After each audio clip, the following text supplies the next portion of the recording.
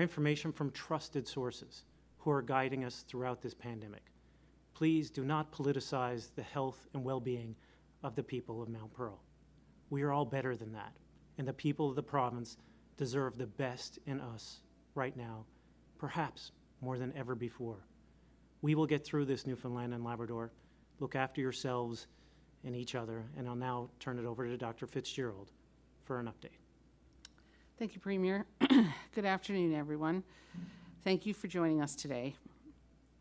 Since the media advisory yesterday, we have 11 new cases of COVID-19 in our province.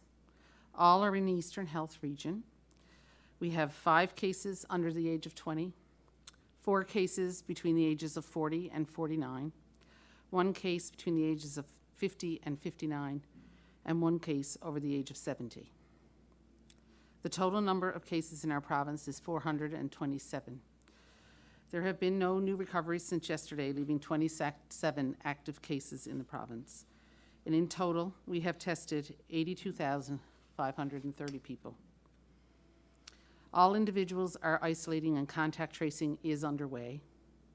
3 of the cases are related to a previous case, and the remainder are under investigation, but it is still in the very early hours of the investigation. Therefore, we may still find that more of these cases are connected. Several of these individuals attended Mount Pearl Senior High, and the school has been notified, and public health officials are providing guidance regarding testing and self-isolation. If you are a parent of a student attending this school, you will be receiving information from public health and school officials on what actions you should take. We have a significant number of contacts associated with these cases through the school and various sports teams. Public health will be making contact with the teams impacted, as well as other close contacts, to provide guidance. Eastern Health is working diligently to conduct the contact tracing and notify contacts.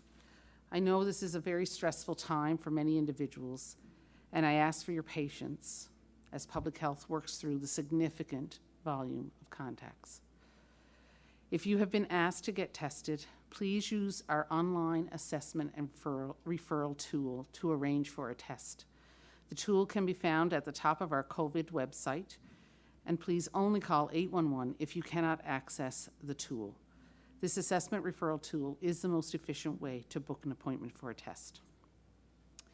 If you have a family member in your home who must self-isolate, they must be separated from the rest of the family completely. They must have their own room with access to a bathroom that no one else uses, and they must not enter shared areas of the home. Meals must be delivered to them. If this is not possible within your home, and the person cannot isolate in another location, then the whole family will have to isolate together. Please take this into consideration when you're planning for your isolation. As a result of contact tracing as well as exposure notification for the Biggs restaurant in Mount Pearl, we have had over 2,000 individuals in Eastern Health Region come forward to request a COVID test. We expect many more as we work through the contact tracing process. As a comparison, we generally have less than 400 people tested in a 24-hour period. In response, Eastern Health has opened a temporary drive-through COVID-19 testing clinic at 50 Mundy Pond Road. The hours have also been extended for the drive-through clinics located at the Janeway and the Waterford Hospital. Please note that you must have an appointment to have a COVID test. At this time, we have 3 non-epidemiologically linked clusters, which are cases without an identified source. This signals to us that we have community spread in the metro area, the extent of which we do not know at this time.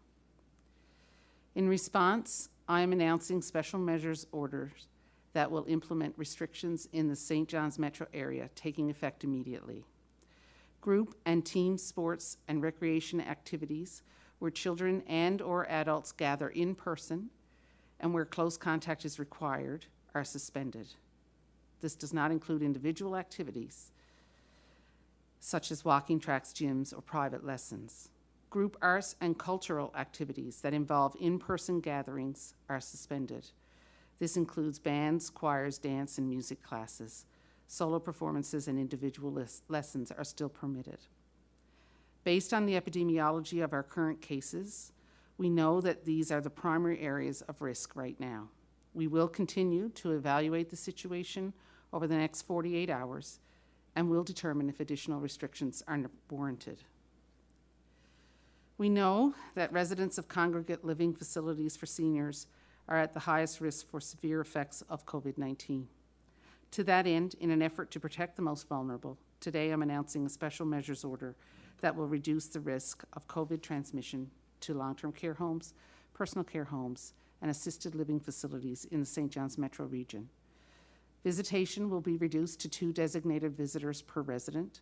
Group activities will be suspended, and activities outside of the homes will be suspended. Residents admitted from the community will require screening, testing, and isolation prior to admission. And staff will not be shared between homes except in urgent situations where direct resident care will be adversely affected. Thankfully, I am pleased to report that all residents of long-term care homes in St. John's who wish to receive the COVID-19 vaccine have received the first dose. Community spread is what we have tried to avoid for so long, but it does not have to be our fate. We have it in our power to bring this back under control, but we can only do so if we know about all of the cases of COVID in our province, and that is only possible if people come forward for testing. If you have symptoms of COVID-19, please use our online assessment referral tool to arrange for a test. A mild cough or a fever is enough to warrant a test, but you should also get tested if you have 2 or more of the following symptoms: headache, sore throat, painful swallowing, runny nose, diarrhea, loss of sense of smell or taste, unexplained loss of appetite, or small red or purple spots on the hands or feet. With community spread in our midst, we need to behave like we did in April by assuming COVID is in your community.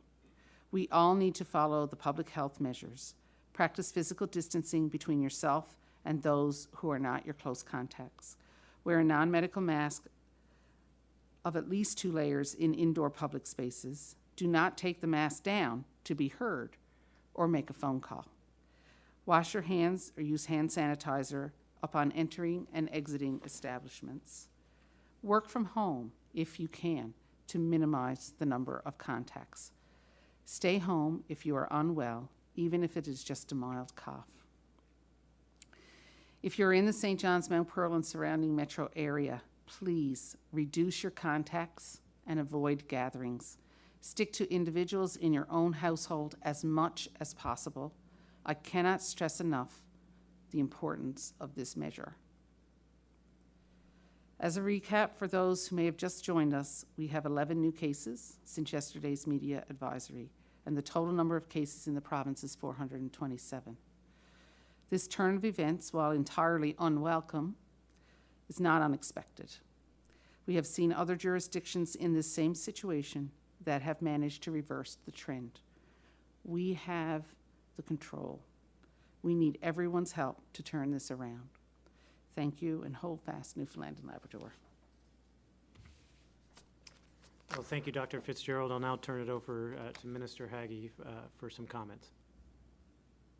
Thank you very much, Premier. Well, we're in day 338 of the pandemic, and we have unfortunately achieved another milestone, that of obvious community spread related to this spike that we've seen over the last couple of days. I'd like to take this opportunity to thank Eastern Health for the speed with which they have ramped up. These things always seem to happen on a weekend, and yet always the regional health authorities step up and enact the planning that they have done so diligently in the background. I have been in discussions with the department and through them with Eastern Health. There are no issues around testing capacity. The public health lab can run 24/7, and there are adequate supplies of swabs and reagents and PPE in the supply chain. We have rapid test kits should public health regard those as useful in this situation. But quite frankly, given the proximity of Mount Pearl and Metro in general to the location of the public health lab, there isn't an awful lot at the moment, I'm advised, to be gained by using such techniques. So again, thank you to those public health staff and emergency operations center staff who gave up their weekends once again to make sure things were available to run swiftly. I think one of the challenges, and Dr. Fitzgerald and the Premier have alluded to it, is around information. We, as official organizations, are bound by certain legislation and certain regulations. We have to balance speed with accuracy, and we have to balance privacy with public health needs. And we have striven hard to do that.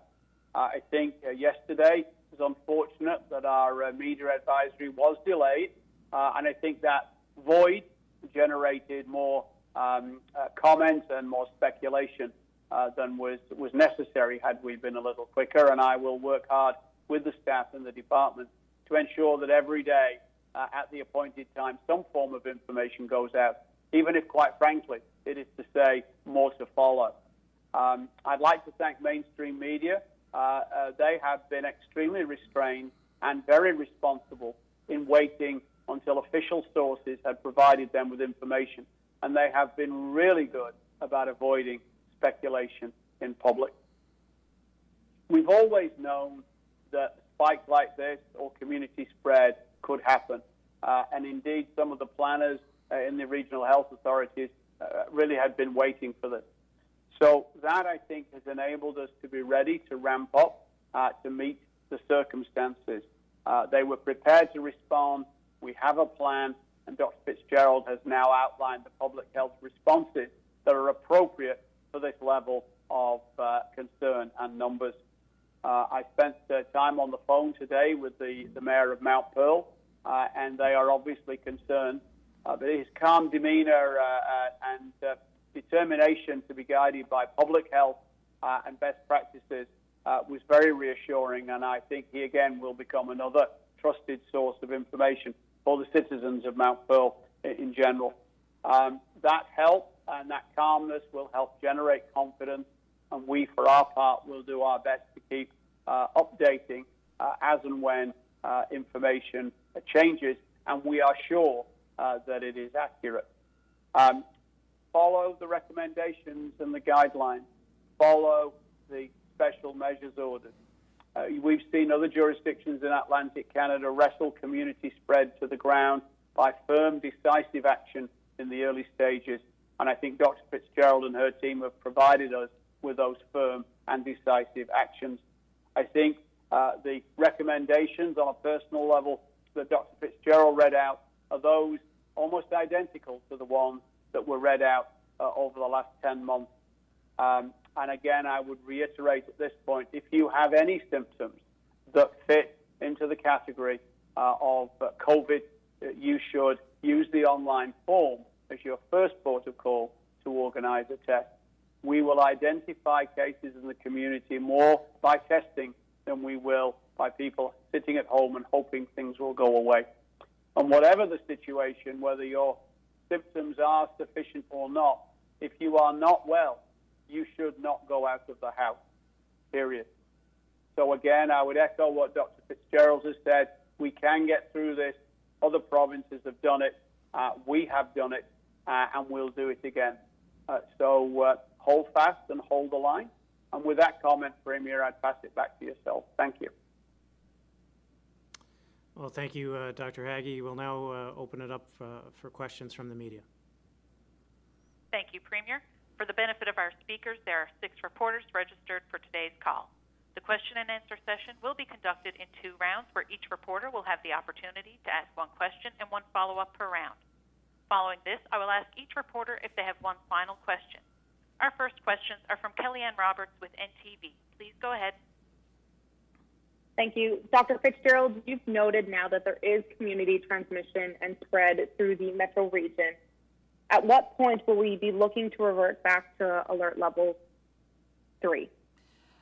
So right now what we're doing is, and we've said this from the start, we're trying to be as focused and as localized as we can in our responses so that we're not shutting everything down. So we're looking at where we're seeing this spread, where we're seeing these cases, and trying to make our measures in keeping with that.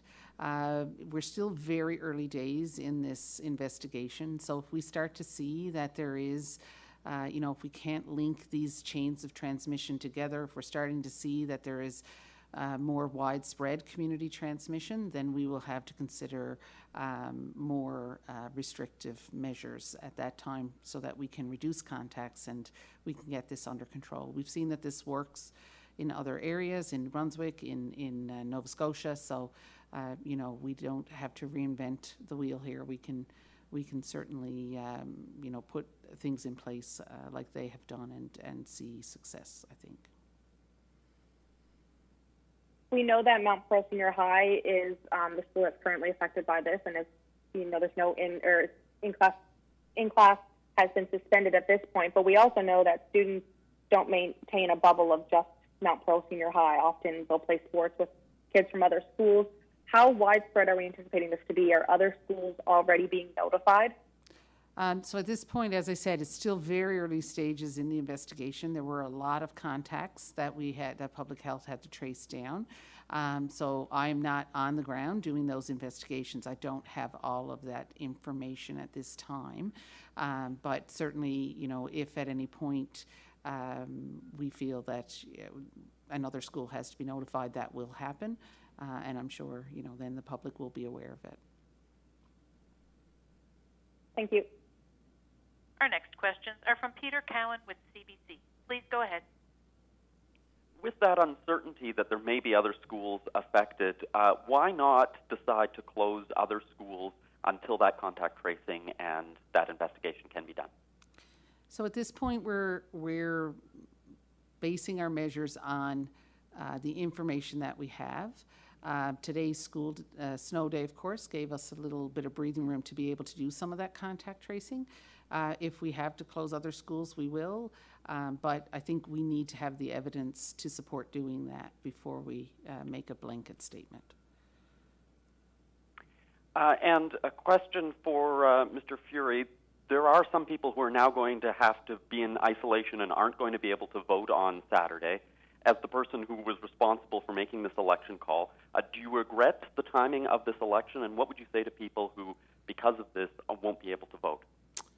Look, as I said when we called the election, this was a decision that I struggled with. I understand one thing we all understand with respect to the COVID-19 pandemic is the uncertainty. We made that decision at the time based on low numbers, and let's be clear, we still today have relatively low numbers. It's concerning, and I understand the anxieties today, but in a global sense, I have every faith in the public health officials that we can continue to navigate this, control it, contain it, and trace it.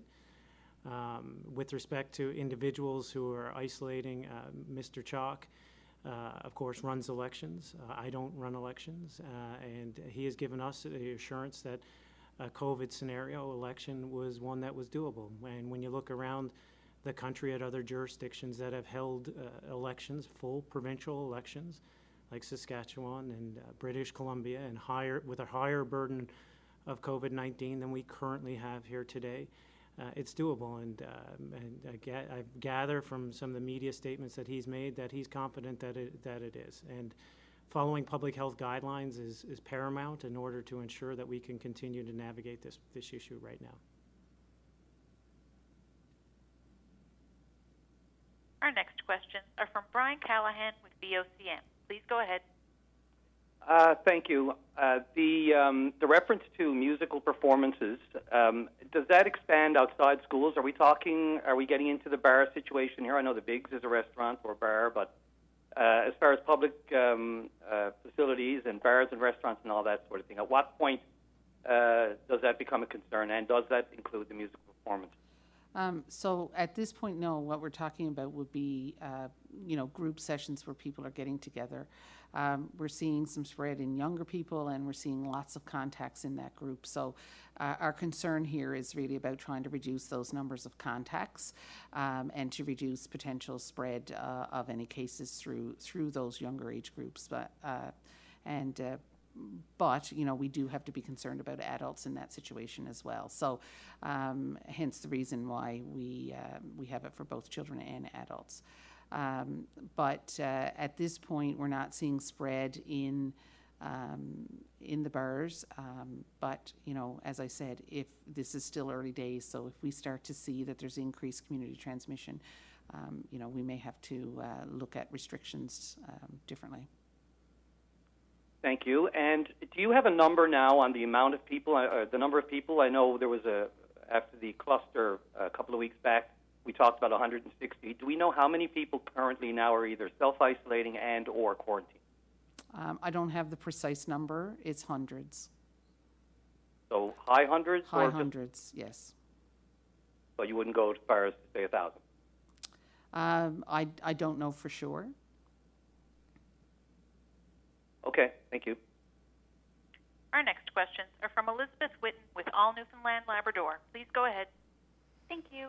Dr. Fitzgerald, I was hoping you could clarify something you said earlier in your introduction. You mentioned 3 non-epidemiologically linked cases. And I'm curious, does that include the previously case that was under investigation a week and a half ago? Yes, it does. Perfect. And Minister, now that the government is in a caretaker role, are you still able to continue extending the Public Health Protection and Promotion Act? I'm advised by Executive Council Act that the authority of the Minister to act in an emergency or in the public need exists, and I remain Minister until a replacement is sworn in. So the short answer is yes. Thank you. Our next questions are from Peter Jackson with The Telegram. Please go ahead. Hi, Dr. Fitzgerald. How do you explain such a long window of possible exposure at the Biggs restaurant? We're talking about a 2-week period, and usually it's only a 2-day previous to symptom transmissibility. Yeah, so in the Biggs, in that situation, because we had a case where we didn't have a source, what we were doing there was source tracing. We weren't actually, I mean, we did some tracing to look for, you know, period of communicability as well, but it was really about trying to find a source for that case. So that's why we went back so far, because the incubation period is 2 weeks, right? So we had to go back about 2 weeks prior to the onset of symptoms. Okay. And are you aware of any violations of pandemic orders that have been committed because of these cases? And I'm thinking particularly of the 20-person cap at events, informal events. Sorry, the 20-person what, Peter? Sorry? The 20-person cap on informal gatherings. Oh, okay, sorry. So I'm not aware of there being any violations at this point, but you know, as I said, still early days in the investigation. Thank you. Our next questions are from Jean-Philippe Hughes with Radio Canada. Please go ahead. Hi, my question is for Andrew Furey. I'm just wondering, what are you anticipating as the impact on the election Saturday of these new cases announced today? Well, we've said from day one that our team, and I've been assured by other parties that their teams as well have been following public health guidance and advice. We need to continue to do so diligently throughout the election campaign. We knew this was going to be a COVID-19 style election, so my party, for example, has pivoted, especially in the Mount Pearl area, to more of a virtual style campaign, and I think that's prudent and responsible. We all recognize that there had to be an election within the next 6 to 8 months. There's no way to fully predict the burden of COVID-19 and when things happen. I mean, we've seen that around the world. We have some of the best public health officials and public health advice here in Newfoundland and Labrador, and we've been following it. And it's one of the reasons why we're able to right now talk about numbers that are concerning, of course, and I would never say that they weren't, but really are the envy of other jurisdictions. I have every confidence in Dr. Fitzgerald and her team that they will get us through this in a safe, in a reasonable fashion. And I don't think that it will have, I hope, it won't have a great impact on the election on Saturday. I have a follow-up for you, Mr. Fury. So we've just learned that hundreds of people are right now self-isolating or quarantined. But what are the options for them for voting on Saturday? Are they still admissible for some sort of online voting, or have they just lost their vote? Yeah, Mr. Chalk is in charge of administrating of elections. I'm not, and I would never, ever interfere. So those questions are best directed towards Mr. Chalk. But as I gather from before, him and his team are fully prepared for COVID-style election, and presumably in his thinking moving forward about an election, because there had to be an election within the next 6 to 8 months. That's the law, so there had to be one. So I'm assuming Mr. Chalk and his team thought about different scenarios of COVID-19, including areas of clusters like we've experienced in the past. But again, I have confidence in Dr. Fitzgerald and her team that, as we've seen other clusters around the province, that following their guidance and their advice, we can tackle this one as well. Our next questions are from Kellyanne Roberts with NTV. Please go ahead. Thank you. Given the growing situation, particularly in Mount Pearl, and when it comes to the senior high school there, is it still appropriate to have polling stations in schools this coming weekend? Again, a question perhaps best directed towards Mr. Chalk and his team. Sorry, I should have said that was for Dr. Fitzgerald. Yeah, thanks. Okay, I thought it was towards me, Kellyanne, but I'm happy to turn it over to Dr. Fitzgerald. Sorry, I should have pointed that, yes. Okay. So, I mean, the school itself is not the issue. The building is not the issue. The issue here is contacts and people, how people interact with each other. That's how the virus spreads. So having the polling station in any building, as long as, public health measures are followed, and as long as people are careful and people physically distance and wear their masks, that risk is still the same as what it was last week. So we just, the building itself is not really, what the issue is when it comes to the spread of COVID-19. Thank you. And when it comes to the current active cases, and I know test results that go to Winnipeg, any, sign of a variant here at this point? So we've sent off a fair number of our positive tests for variants, specifically with this. With these cases now, we have sent off ones that we can to be tested for the variant. To date, we've been lucky in that we've not had any, but we do have to assume that any of these cases could be the variant. So, we are leading with that mindset, but so far we have not seen any cases. Thank you. Our next questions are from Peter Cowan with CBC. Please go ahead. Question about testing. The minister mentioned that we have the testing capacity. I've heard from people who test, they've called to get a test and they're being booked for Thursday.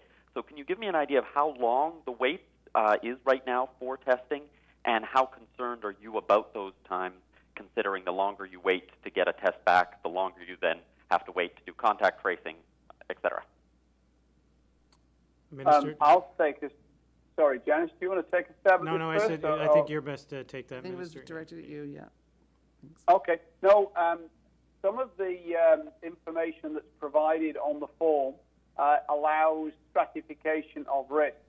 So those people that Dr. Fitzgerald refers to as immediate contacts of a positive case, their tests are done with minimal delay.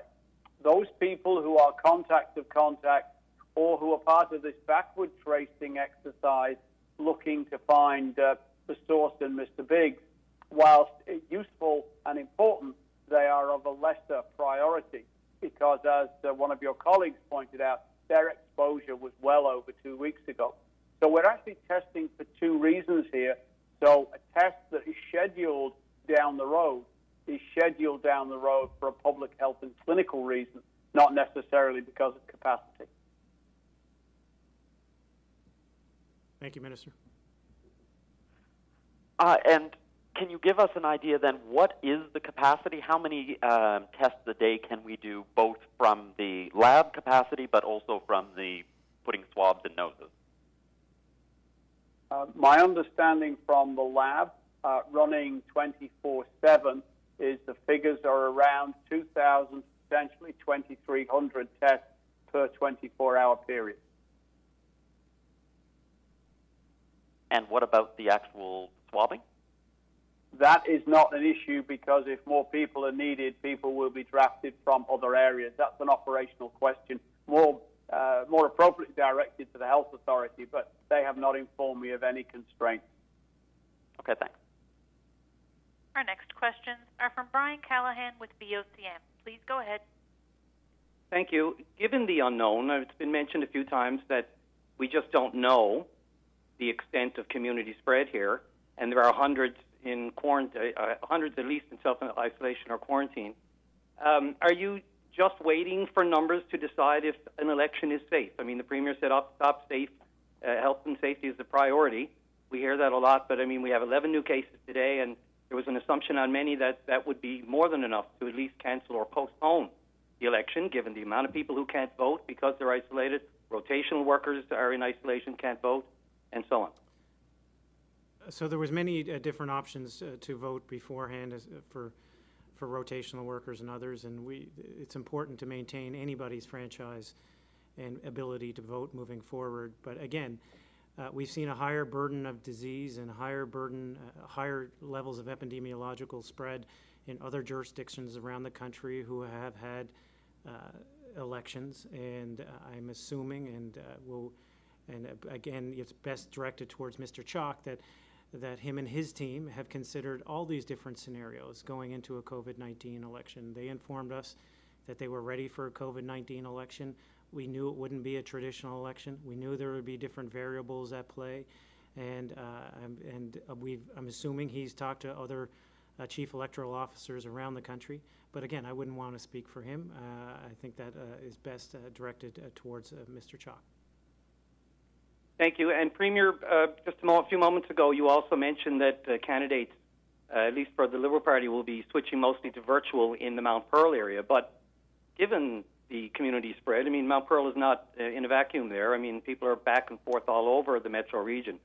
Is it just limited to Mount Pearl that they're going to go virtual, or would it be safer for them to do it across the board? I know we're monitoring that as data comes in, as cases come in, but from the beginning, we've been encouraging a virtual-style campaign. So this won't be a difficult pivot for the candidates within the Liberal Party. We've been telling people to do as much as they can virtually. I know there was some door-to-door at times in particular districts, but you're certainly right. There's no wall between Mount Pearl and the surrounding areas, but that's why we're looking at these numbers as they come in closely, and we'll adjust immediately when appropriate. Thank you. Our next questions are from Elizabeth Witten with All Newfoundland Labrador. Please go ahead. Thank you. When you see this type of spike in cases with hundreds in self-isolation, what type of strain does this put on public health resources? Certainly, it means there's a lot more contact tracing to be done, so that takes a lot more manpower to be able to do that. But our public health team in Eastern Health is quite good. This was the same team that dealt with the outbreak in the very early stages of the pandemic, when we knew not nearly as much about COVID-19 and how to control it as we do now. So, I think we are certainly watching that very carefully. We have options available. If we need more contact tracers, we can bring other people in. But at the moment, Eastern Health is faring okay. Thank you. And doing an incredible job. Right on. And I'm curious, has there been any update on the presumptive case associated with the daycare in St. John's? From 2 weeks ago? Oh, yeah. So that's a long time ago. Yeah, so that case was confirmed positive, but no implications for the daycare at that time. Thank you. Our next questions are from Peter Jackson with The Telegram. Please go ahead. Dr. Fitzgerald, we've asked you about election safety. I'm wondering, would you approve of candidates and volunteers driving voters to and from the polls on election day?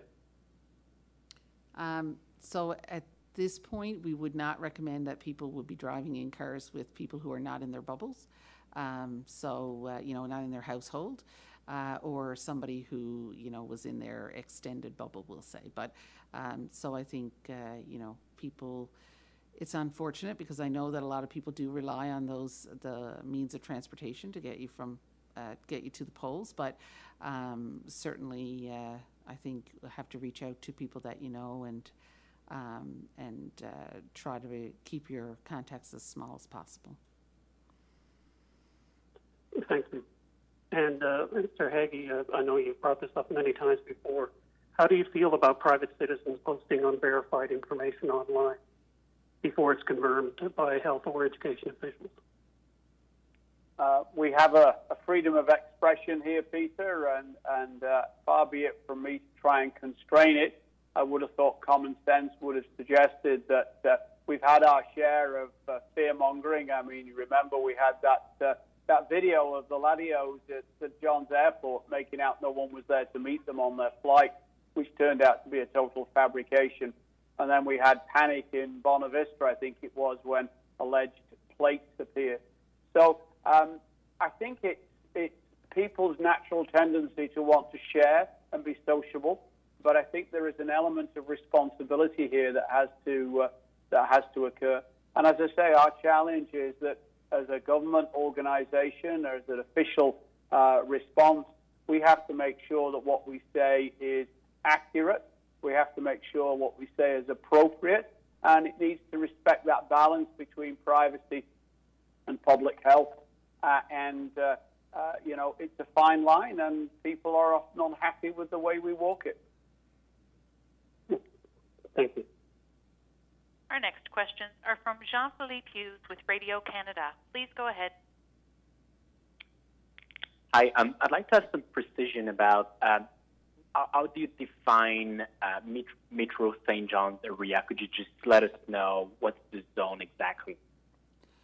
So we define Metro St. John's or the metro area as being basically CBS, Conception Bay South, east, and then Witless Bay north. So basically the outside tip of the Avalon Peninsula. Thank you. Jean-Philippe, do you have a follow-up question? No, I'm good. Thank you. Thank you. I will now go back through each reporter to see if you have one final question. Kellyanne Roberts with NTV, do you have a final question? I do. In looking at how large that this contact tracing could be, and especially noting that Mount Pearl Senior High has more than 900 staff and students there at one time, how long are you anticipating the school to be closed for? At this point, we're still really early in the investigation, so it's difficult to say. It's going to be a couple of days for sure. We want to get people tested, so but exactly how long at this point, we can't say. Thank you.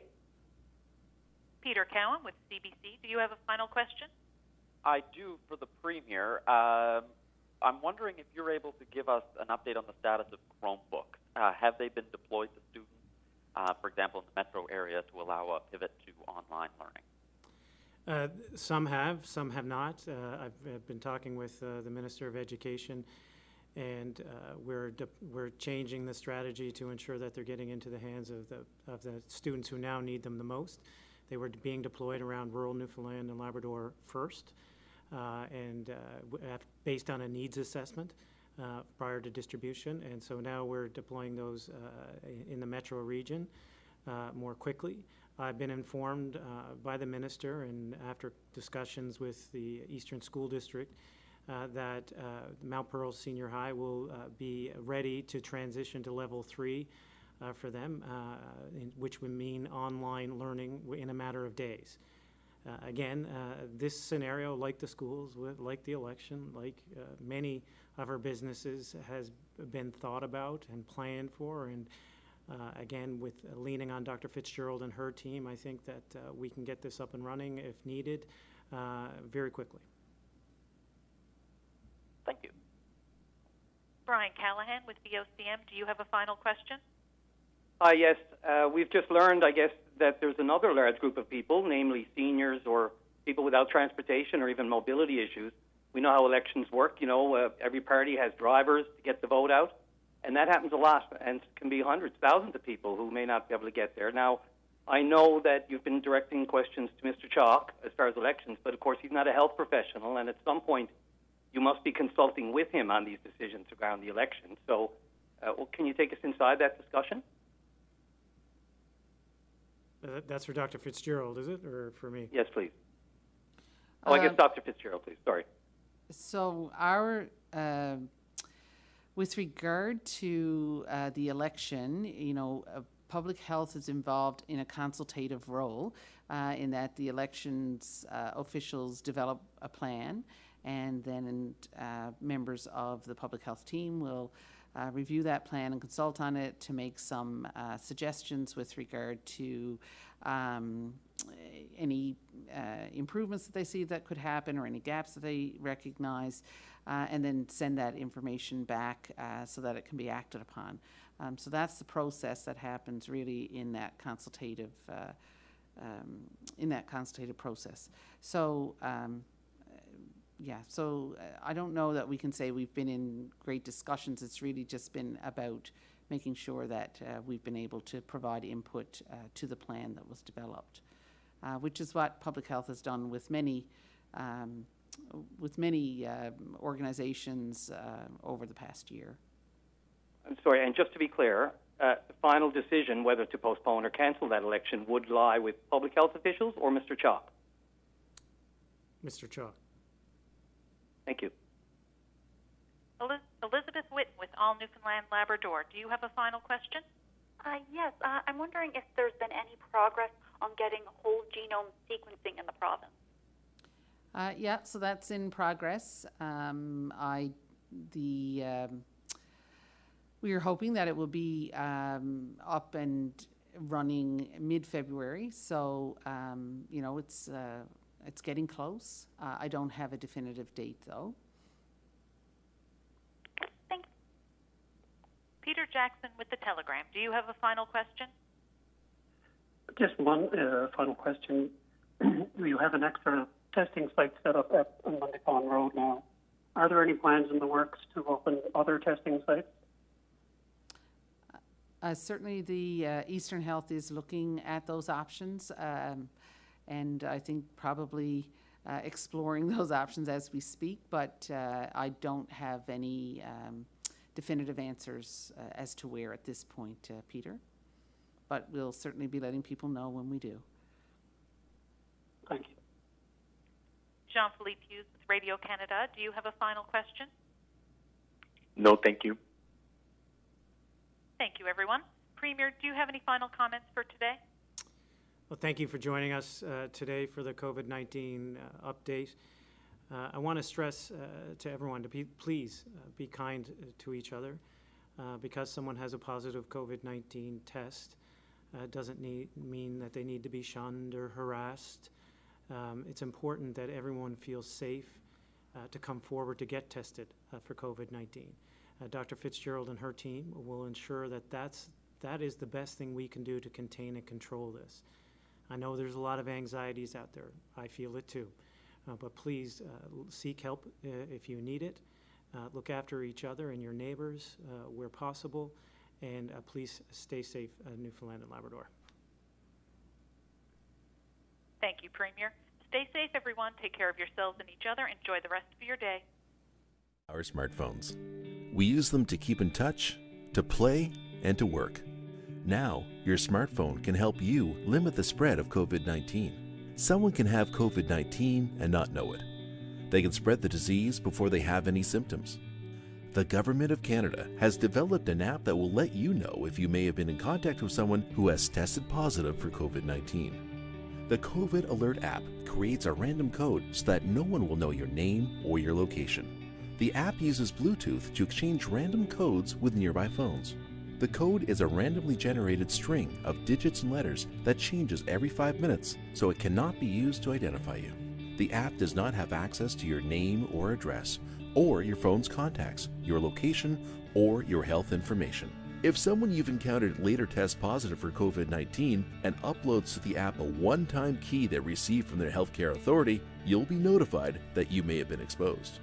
If you test positive for COVID-19, you can upload your one-time key from your healthcare authority. The app will then notify the people you've encountered without revealing your identity.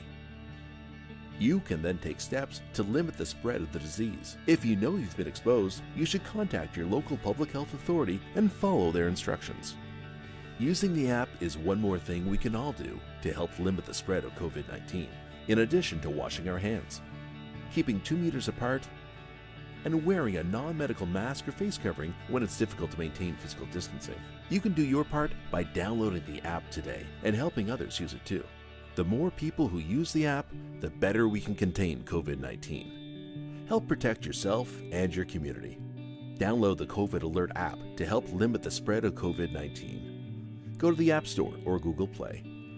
Find out more at canada.ca/coronavirus. A message from the Government of Canada.